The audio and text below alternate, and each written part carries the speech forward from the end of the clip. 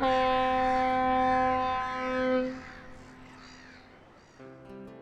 the first episode of this series, we started off with a little bit of local history. We chatted about Campbell River Zone Coast Guard and its local icon, the Point Race.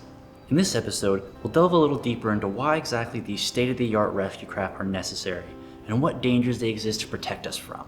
In a cold water region like we have here in BC and northern Canada more generally, hypothermia and drowning are a scary reality that we have to contend with. The seas are not to be traveled lightly, and even an experienced sailor can find themselves overboard or taking on water despite their best efforts. And ending up overboard can be a seriously deadly situation if you're not prepared to handle it.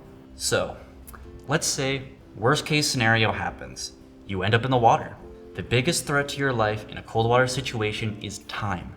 When you hit the water, the clock starts ticking and immediate action may be required. Just swim back to your ship, you might be thinking, or swim back to shore. But that's a lot easier said than done, and a lot riskier than it might initially sound. While only a handful of people will actually end up in this situation every year, I assure you, if saving themselves was so simple, we wouldn't need a Coast Guard now, would we? Time and body heat are the two key factors lending to your safety in these situations. Hitting that water will send anybody into a panic, and paddling madly back to your ship or trying to make it back to shore will rapidly suck all your body's energy and the heat along with it. This is what causes so many drowning incidents to occur.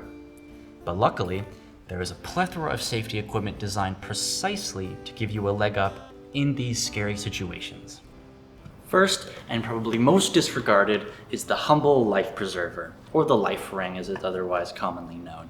Now, the life preserver is not meant to transport you anywhere. It's not a paddle boat. The life preserver is meant to keep you afloat with having to expend all that energy yourself, allowing you to retain your body's heat and giving you a larger window for you to be rescued. This is also why you should always have somebody on the boat with you, someone to toss you the life preserver if or when you do fall in, someone to react in those moments where immediate action is required for you and your safety. When it comes to wearable marine safety gear, the life jacket is the standard. Every sailor's got one. I hope I don't have to be the one to tell you to wear a life jacket at sea. I hope that goes without saying. Combined with the life preserver, you've already given yourself a much better chance of being rescued. On the other hand, one piece of equipment which would be a surprise to find on any common pleasure craft is this here, the immersion suit. Where a life jacket simply provides buoyancy, an immersion suit also provides warmth.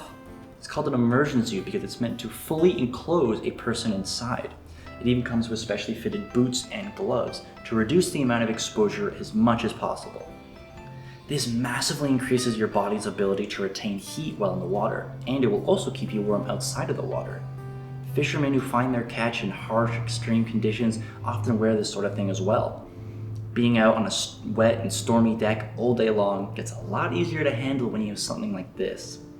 The Bering Sea and Gulf of Alaska are good examples of conditions where this sort of suit is meant to handle. Cold and frigid environments where any generic rain or cold weather gear is just not gonna cut it. Slimmer, more lightweight versions exist as well. While these thicker ones are obviously going to provide a lot more warmth, they're also much more cumbersome and restrictive, making a slimmer, lightweight version sound quite appealing. Imagine having to wear one of these things all day long, let alone having to work in it. My guess is that it probably isn't very comfortable, but I reckon discomfort is a lot better than hypothermia, so it balances out. I hope you enjoyed this episode on cold water emergency situations. Tune into our next episode on early marine safety solutions to learn a little bit about the shape of marine safety back in the olden days. Till next time.